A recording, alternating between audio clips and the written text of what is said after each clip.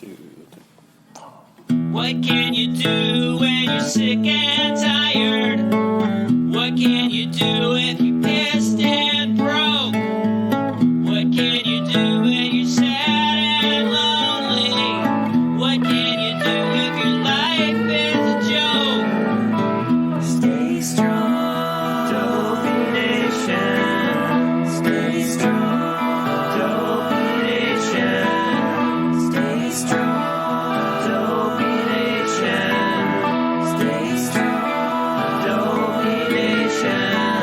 What do you do if you lost your family?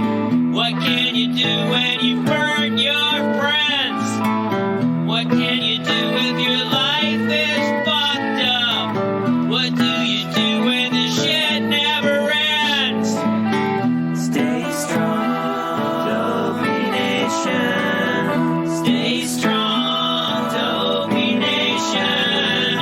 Stay strong, Dopey Nation. Stay strong, Dopey Nation.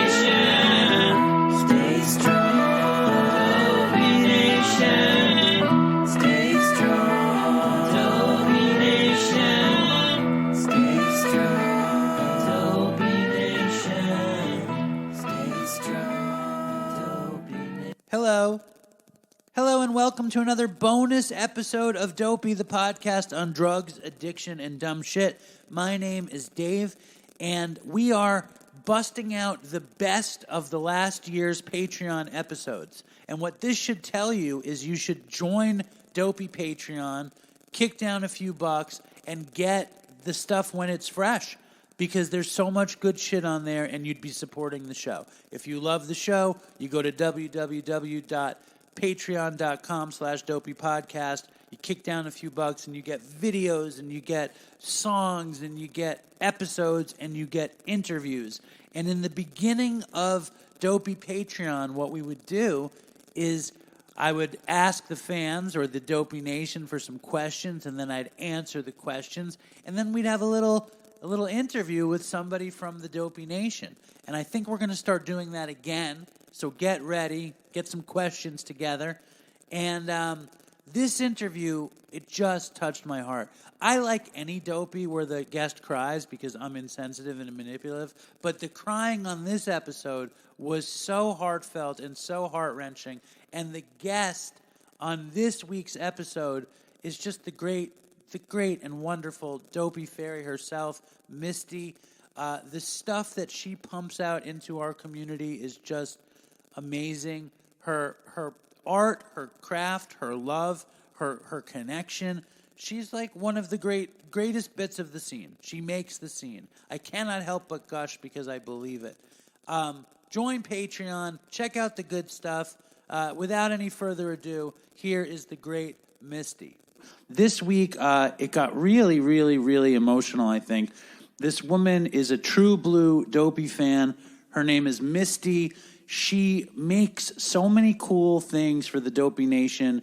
She made me a stained glass window, this rectangle of like basically crafted stained glass with the Dopey logo on it, and it's up in the window now, and the light hits it. It's super beautiful.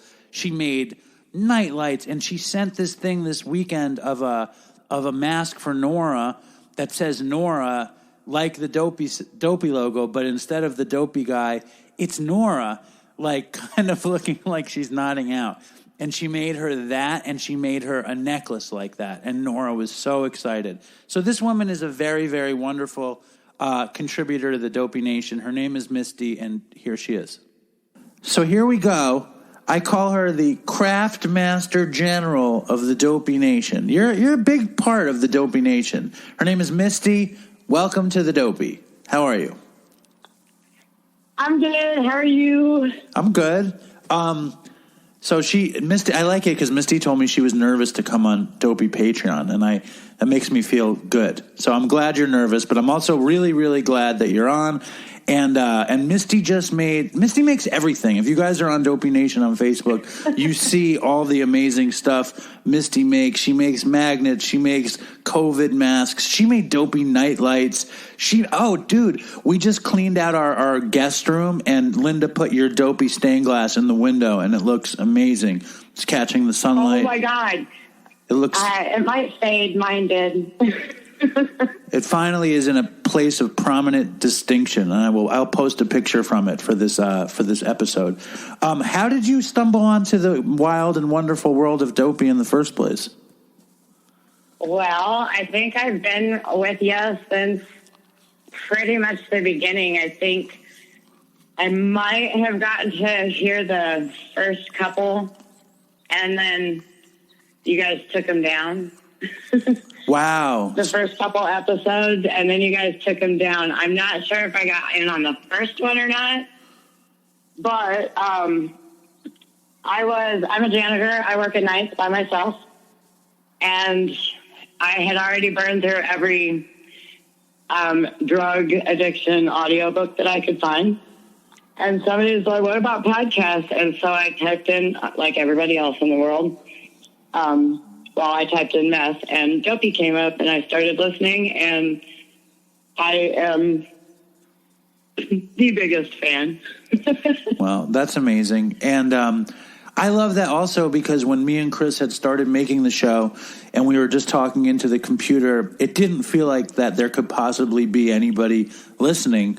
But there you were. I mean, I think just the fact that you heard it when we took down all the episodes is crazy because that's very, very, very early on, you know? Well, I think that it's something about synchronicity. Honestly, I swear it has to be.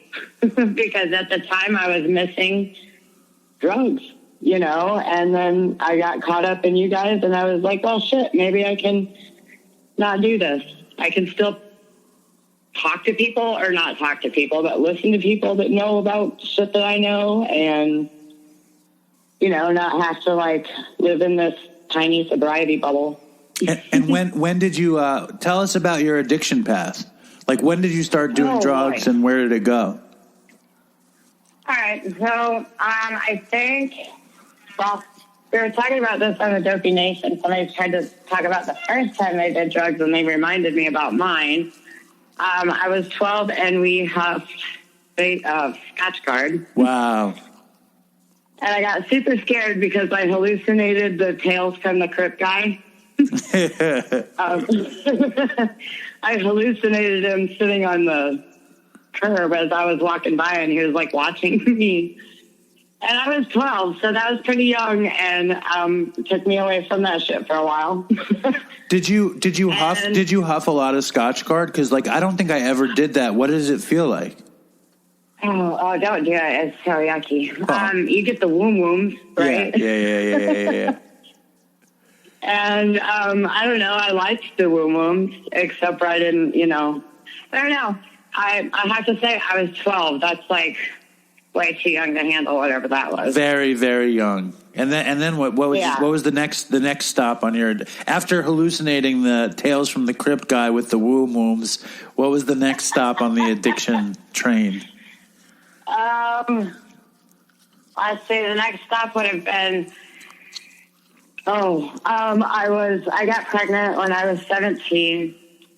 Okay. And I had my son when I was 18, but everybody around me was smoking weed, you know, and all that. And so I had my son, and then I went straight to smoking weed, so that would have been 18. So you kind of like weren't like a total train wreck of a teenager until then. 95% of my teenage life. Right. Okay. And I had very strict parents that went through 3 older brothers that raised hell, and they were like, nope, shut down. So you did start smoking weed when you were like 18, and when did it turn into meth? Was there anything else along the way? So it started at the beginning that me and my husband would party on the weekends, you know, like some coke, which I hate, ecstasy and stuff like that. It ended up that my son got sexually abused, and we had a lot of problems with the courts, and it never ended well, and I turned myself into a closet I'm just going to stay in this room and smoke whatever's in my face. What happened with your son? How did your son get sexually abused? See, this is the hard part of the interview, Dave. Yeah, I wasn't expecting this, but I mean, you brought it up, so I'm curious. Yeah, no, you're right. Well, it's a big part of it. It's in fact everything. I think that perhaps I might not have turned out the way I did, if things hadn't gone that way, but I won't use it as a crutch anymore. So I hired a 16-year-old babysitter. Right. Male babysitter that he was a friend of mine's son, and I told him, he was like, buy me a pool pass and pay me $60 a week, and I'll come over and watch your 8-year-old. And my son was a video game head, Sure. Like to just go to the pool, and that's it. He was a very mature little boy, He really didn't need, it was like by law that I had to have somebody with him. He was very mature and all that, and he didn't go nowhere or do nothing or get in trouble. Well, it ended up that for the 3 months that I had him, he was raping my child. Oh, my God. We didn't know about it for 4 years. And then my son had a PTSD rage thing. And he was a big boy at that time, and he started, knocking me down and shit like that. So we found out what was going on, and he told us what happened 4 years ago. Oh, my God. We went after, yeah. I'm so sorry. So we went after the guy. Yeah, it's fucked. It's fucked, Dave. So we went after the guy in the courts, and because the guy had turned past 18 during the time, he couldn't actually be charged for the crimes that he did when he was 17. That's such bullshit. So what happened? Well, he should have had 25 years in prison, but instead he got to high-five his friends as he walked out of the courthouse. So what? So he didn't have to do it. He's a sex offender, but right. That's it. He has to live the rest of his life as a sex offender, but he doesn't do time for it. Yeah, and he's still in my city, and for some reason I signed up for like the whereabouts of your predator, right? Which was a horrible idea because I took myself through years of knowing exactly where he was and avoiding those spots. Right. And trying to protect my kid, not letting him go on a city bus and, all this stuff that I probably could have avoided, Well, also, it's amazing that you didn't go after revenge, which is probably the right thing to have done. To not seek revenge. You know what I mean? Like, because in the courthouse, I went after him because I was done. I didn't care. I went after him, but they threatened to put me in jail. So I couldn't put my kid through that again, Yeah. Yeah. So, anywho, that's the down and dirty, yucky part, okay? It's a terrible part, and how did it contribute to your addiction? I just couldn't face anything anymore. I couldn't. I just went in my bedroom and smoked crack for 3 years. And we lost our house. We lost our relationship. We lost everything because crack's dirty, Yeah. You'll do bad things on that shit. Totally. Yeah. So, and it wasn't nothing debaucherous like, I'm like your whole fucking paycheck in one night. Right. That's debaucherous enough, though. It's like you had something like the worst thing ever happened to you, and you had to escape it, and you did it through this.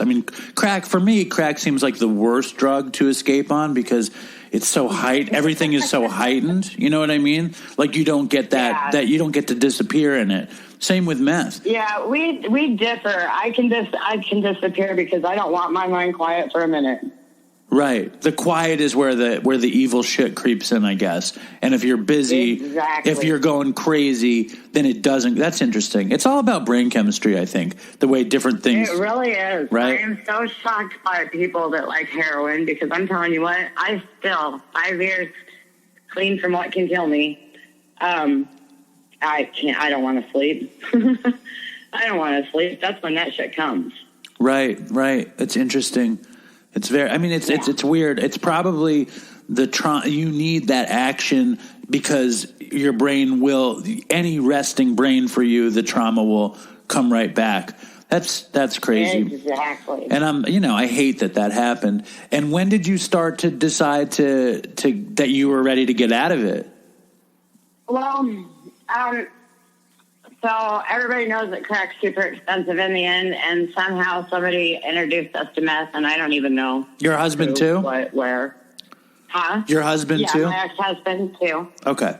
Not your current hubby. My ex-husband. Right. No, Okay. No. No, my ex-husband was a total fucking maniacal. Oh my God. He's a different thing. He was very abusive. Things got bad with drugs. They do. Yeah. You can't be a couple and both have the same addiction and expect to make it. You can, but yeah, it didn't work. And so, basically things got real down and dirty with us, lots of, domestic assault charges that he got out of that I got somehow, and, finally it all came to a halt. I got arrested for the first time at 34 years old. What was the charge? And possession of methamphetamine. Right. And the first husband had gone at that point, or he was still around? No, my first husband had turned into the cook. Okay. He bought the recipe from somebody and paid him how to do it, and we lived out in the country, and we thought that shit was going to be happily ever after because it was just like there all the time, Unlimited, basically. And yeah, unlimited. And well, I found out it was unlimited as much as he wanted to give it. Right. And so I became just a little good puppy for some little treats every once in a while and lost who I was. And what? Wait, say that again? And, I got puppy treats every once in a while, and if I was good that day, he'd give me a little bit. If I wasn't, he'd be like, no, you don't get any. You never learned how to cook it? Oh, no, he wouldn't let me in the garage. That was his thing. Right. What a nightmare. And you know what? He was very right because I would have gone out and tried to do it, and it, that wouldn't have gone well. What, you think you would have blown up? You think you would have blown up the garage or something? Yes, I do. So when you finally got charged, that was when you were like, I need to get out of this, or what happened? Nope. I got through all my papers, so he kicked me out of the house because I'm the one that has the problem because I'm the one that got arrested, right? And he was afraid I was going to snitch on him or whatever. So I would never do that because I can't do that because I thought we were still in love. I don't know. I was such a mess by then. Right. And I went on another 2 years in and out. Misty, you need therapy, but here, let me give you some meth just to make you feel better. All that shit. And it was so confusing in my mind. I'm sure. So then I left finally. He went on a little bender in the garage for 3 days, and I put whatever I could in my friend's car. I don't know. The things I picked now crack me up, right? But like what? I don't know. Like a whole basket full of purses that I just had to throw out because I found them and I was scared to look through them and see what the fuck I had in them. Right. Well, that's the meth. The meth brain makes weird decisions, right? The meth brain doesn't make good decisions. It really does because, I could have probably taken my car title, the Christmas ornaments that my son made for me when he was little, it's shit that's more important. Well, the most important thing is that you got out of there, Yeah. It was like my 7th try, and I had a friend of mine who said, hey, you need to get the fuck out of there. And by this time, I really didn't have much of a family life left because I didn't want him to know where I was. You know what I mean? For real, where my life was. Where was your son at that point? He was 19 by this time. Okay. The last time that my ex-husband kicked us out, he went to stay at my parents' house and we all had a falling out because I kept going back out to see my ex-husband. Right. You know, and so basically they kicked me out of my parents' house and said, you know what, we're fucking done. Go. If you're going to go with him, go with him. We'll see you at your funeral. So this was like the classic story of codependence and meth, where you just kept going back. Yeah. And you know, it was for him, and it was for the drugs, and it was the sickness. You know, it was you were addicted to the sickness too, to the chaos and all the bullshit. Well, yeah, I didn't know what a freaking. I remember when I had to be clean during that time because I was on papers and stuff. I was like, what the fuck do people do? You know, like, Jesus fucking Christ, this sucks. You know, like, ugh. I was so mad at people that were out smiling while they were walking. Well, how did you start? You know? How did you start turning the corner on all that stuff? All right, so then I left that seventh time, you know, and like I said, I had a friend that said, you need to get out. There's a key under the rock when you need it. And one night I got just so sad.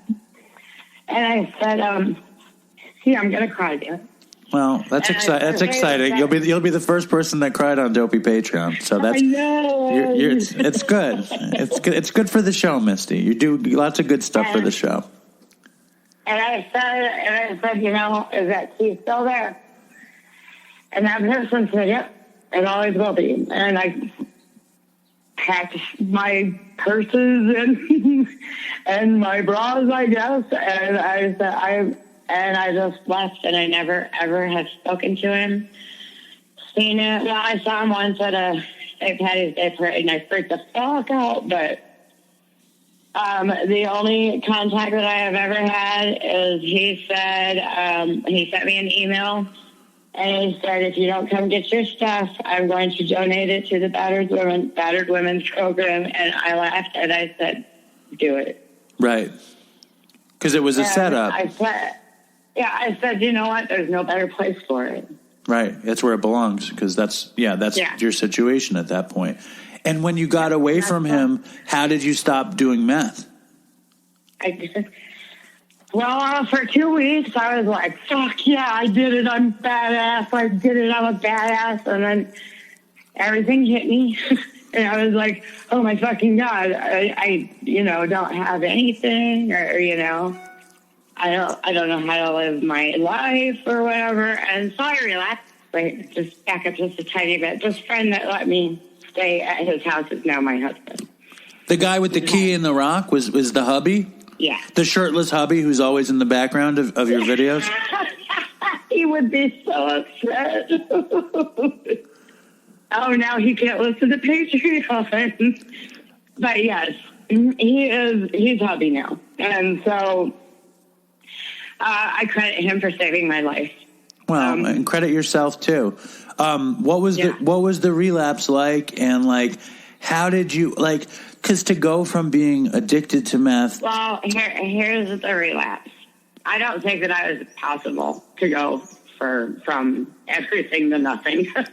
You know what I mean? But, here's the relapse. I was at a gas station getting some Mountain Dew, which is my other severe addiction. Right. Some guy is like towering over me, and he looks down and he says, "What the fuck do I know you?" And I looked up, and it was Zach, who raped my child. Oh my God. And I don't know what happened from there. You went blank. I don't know. I went away. I don't know where I went, but I went away, mentally. Yeah. I don't know. You were traumatized when you saw him. It totally. Yeah, I understand. I don't know. I went away. I don't know how I drove. I don't know anything about that. And I got some stuff, and I worked, and I smoked some of it, and I drove, and I got pulled over and arrested for possession of methamphetamine. All in my new life, you know. And on top of it, I'm super fucking traumatized, you know. So I don't know what to do. And I started going through the court process, and it just dawned on me that I need psychiatric help. Right. like, it dawned on me, like, I can't do this by myself. Right. You know? Right. And so I went and I got some counseling, and I kind of got fucked over because my insurance doesn't cover our insurance at the time doesn't cover substance abuse charges. Right. Or not charges, but illness. Uh-huh. You know, and so my therapy was tied up with dual diagnosis PTSD. Well, it's very related, right? I mean, I think those things are appropriate, right? It's just a fucking loophole, man. You know what I mean? Totally. So they don't have to pay for the junkies. But every junkie is fucking, you know, severe mental illness. You know what I mean? Like, I think we qualify, you know? I think we qualify too. If anybody qualifies, it's us. Exactly. You know?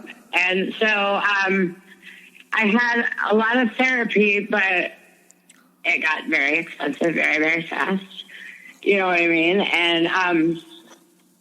And anyway, I had one counselor. Her name was Carrie, and she was my ASAC counselor. She's an area substance abuse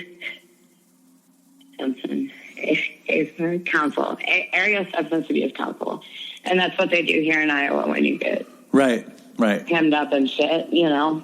And I just vomited out the whole story to her, and I've never told anybody, you know. I mean, nobody knew. I only told my mom, and we just didn't talk about it, you know. We weren't close. Nobody knew. And I vomited out the story, and it felt so fucking good afterwards.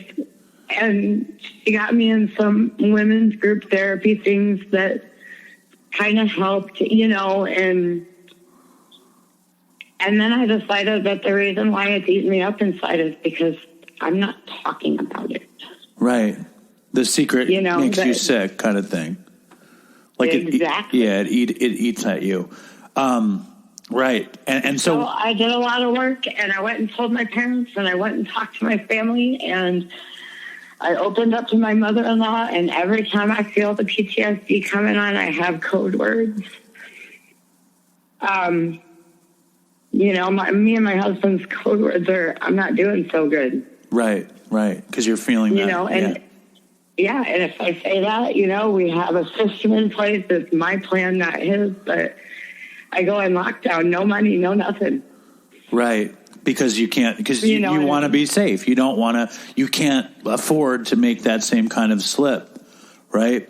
No, I can't mentally.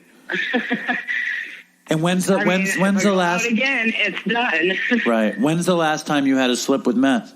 On January 21st, it was my 5 years. Okay, so you have 5 years in a few months, you're saying. And so this is working. That's amazing. You know, and... I don't know if it's working. I'm a fucked up meth a lot. Well, so is everybody. I mean, you're not taking meth, and you're being productive, and, you know, you're a loving person, and you're part of... You know, you're a huge part of our community. I imagine you're good to your hubby and, you know, your family at home. You know what I mean? Like, it's working. Yeah. Don't you think it's working to some extent? I got the key back to my parents' house a couple of years ago, and that was just fucking monumental. So you'd have thought they'd handed me $1 million, you know. So, Misty, you can say it's working then, right? It's working. So, I mean, I understand the reason to say I don't know if it's working, but it actually is working. And like, the funny thing is, and the weird thing is, it's very weird that somebody else is going to listen to this and hear that it is working for you, because you fucking were traumatized. You know what I mean? Like, this happened. And the fact you know, Dave, I'd like to say something on that. As of recently, I have an awful lot of people that are reaching out to me saying, I'm so strong.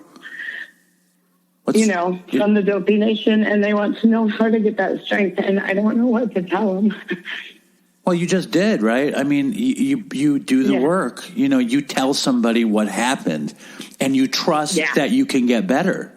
You know, that's what we're talking. That's exactly what my husband said yesterday. I was like, oh, my God, I don't know if I can do this, because it's not a happy story. There's so much more. My son is almost 500 pounds. Wow. Because he has a food addiction, because he grew up from 8 to 12 thinking that if he was fat, nobody would touch him. Oh my God. Right. So there's a lot that is there that I just, I don't have any control over it, but, that's what my husband said. He said, you know what, Misty, you're supposed to go and tell this story. Exactly. I mean, and like what you benefited from stories you've heard on the show. Like I know what a crazy Amy Dresner fan you are. You benefited from her story, and people will benefit from your story in the same way. And I think that's the whole thing of getting better. It's connecting with each other. That's the whole thing. I mean, I don't think it's always surprising to me when I hear that Dopey does good for anybody. But I mean, you tell me more than anybody. But it's like, this is why, because people feel less alone. Don't you think? Well, I white knuckled most of my sobriety. Well, okay, number one, I'm not clean. I smoke weed because I can't handle my life without it. Right. It's an excuse, whatever. I'm working on it. It's niggling in the back of my mind that I'd like to be clean someday, and so I'm sure I will do it. Well, when you want to do it, you can do it. You know what I mean? It's like it's all about the same switch. But yeah, I know. But my switch is temporarily out of order. Wow, you don't give yourself everything. I'm going to quit for a tiny bit. Yeah, well, I don't think you give yourself enough credit. You've come back from so much stuff. When you want to get rid of weed, you can get rid of weed. I know for me, getting rid of weed took me the longest. But it just happened. Isn't that fucking weird? Well, it's because weed. I loved weed, and weed made me happy, and weed was part of my daily routine. But I wasn't going to be able to be a part of my family if weed was my life. So I had to fucking figure it out. I understand that too. My husband's a total normie. Right. And, but honestly, I think that he's kind of afraid of me without it too. Go slow. I mean, think of it as part of medicated assisted treatment or whatever. You know what I mean? Because it is. What? I really do. Because if I was 45 minutes away in Illinois, I could have it. Exactly. I mean, the whole country is going to go in a second. But tell me about what the Dopey Nation does for you, and like what Dopey Zoom does for you, and all that good stuff. So you know how when you have an addiction for 20 plus years, the only people are in that. Yeah. That was me. I don't have friends in real life. You know what I mean? Because how do you make friends in real life when you're a janitor that works by yourself and you can't go you don't go nowhere because you're scared you're going to buy, right. Or whatever. Like how do you do it? And so I think the Dopey Nation to me is telling you how to be friends with people. Well, that's amazing, right? Is that not amazing? I mean, honestly, I have some of mine. I'll reach out to them at 4 o'clock in the morning. And Lizanne, she's one of them. She'll be there to answer if I need, and I don't think I've ever had that in my life. Wow. That's incredible. Me and Chris never thought that could happen. You know what I mean? I know that. And you know how I know that? It's because I was there listening to them going, oh my God, these guys are going to be huge. Well, I'm still uncertain of that, but I mean, it is incredibly beautiful that this thing can do you any good. You know what I'm saying? Like it does me and everybody else on the Dopey Nation. Well, I joke, but my recovery is dopey, right? Well, I don't have a program, so my recovery is dopey. You're entrenched in the alt recovery movement, and but you make you need to know that you make the Dopey Nation, I mean, much more colorful, and you bring so much cool stuff to the scene. You make the scene a million times better. Just so you know, it makes me feel great that we did something for you, but just know that you do so much for us. For the scene. Aww. You're a huge part of the whole thing. It would not be as good without you. I think I'm kind of like you, right? Like, I don't see that. Right. Well, you do, and I think anybody who is part of the Dopey Nation Facebook knows that. Anybody who's ever gotten a magnet or a mask or the nightlights were the coolest. Like the nightlights were the coolest. I mean, they didn't work exactly right, but they were the coolest. But anybody who ever gotten any of Misty's Dopey crafts knows that you are the real thing. And I just, I love that you do it, and anything that, we can ever do to help, that I can ever do to help, I'm always around. Yeah. I mean, I think that somewhere down the line, I got some more therapy to be working on, and stuff like that. But, for now, I'm doing okay that I got my Dopey Nation I can reach out to. Who the fuck would ever think that I would tell this story to a Dopey Nation? It's amazing. It's really, because what it did is it made it so that you weren't alone, so that it made your circle so much bigger. And it's very beautiful. I mean, it's crazy, but it's like, because like we just wanted to make a show that was fun and ridiculous and like the fact that it could do something else it's amazing. And I also think the really crazy part is that none of it would have happened like this if Chris hadn't died. Oh God. Before he died, it was so insulated, and we didn't open it up the same way. And of course, like, I hate that he died, but the only really good thing that came of his death was the real emergence of the Dopey Nation as a group. Hey, I have to say that when Chris died, I just like everybody else, right? But remember, I was there from like episode 3 or something. When Chris died, I was in absolute shock, like it was my brother. Right. Or something. You know what I mean? Like, I cried. I still cry. I can't listen to those right. episodes, it's really odd to me. Yeah. That I've become so entrenched and so, involved. No, I know. And all that, because, I mean, it's sad when somebody overdoses. I get that, but I don't normally cry and grieve for a week and a half.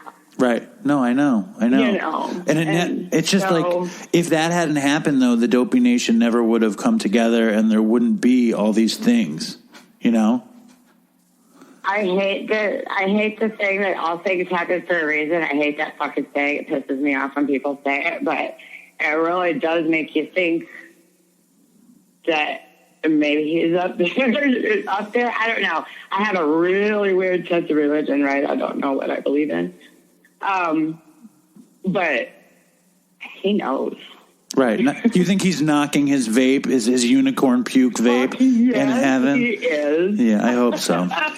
But Misty, I hear it all the time. No, I love that. I love that. But thank you. I love having you on here. I love everything you do. And, you did a good job. Okay. And Nora thanks you a million times over. I hear her banging on the door downstairs. So I'm going to run because she's fucking banging on the stairway. But you did good. Yeah, I'm going to let my husband come down now. You did good. And I know that you definitely helped some people. And I appreciate everything you do. All right. Thanks, Dave. Thanks, Misty. Stay strong, Dopey Nation. Toodles for Chris. You're the best. Thanks, Misty. Bye. Bye. All right. Thank you, Misty. I just want to say that interview really meant a lot to me. Misty really, really, really, she was honest. And it was just obviously something real was happening there. So I just want to commend her and thank her for everything that she does. Misty, you're a great example of the Dopey Nation, even if you smoke weed. Your heart is just incredible. And I think that's all the time we have for the great free Dopey Patreon episode. I want to thank Misty again. I want to thank everybody for the questions. And then at the front of the Patreon is Damon the Mailman coming through with the space rock Dopey theme. And I haven't heard from Damon in a little bit, but he's really pumping out some amazing Dopey music. If you're listening to the Dopey Patreon account and you're not throwing down a few bucks, you should throw down a few bucks. And if you're listening, just tell me you're listening because I don't know who listens. Send me an email to dopeypodcast@gmail.com. And stay strong, Dopey Nation, and fucking toodles for Chris.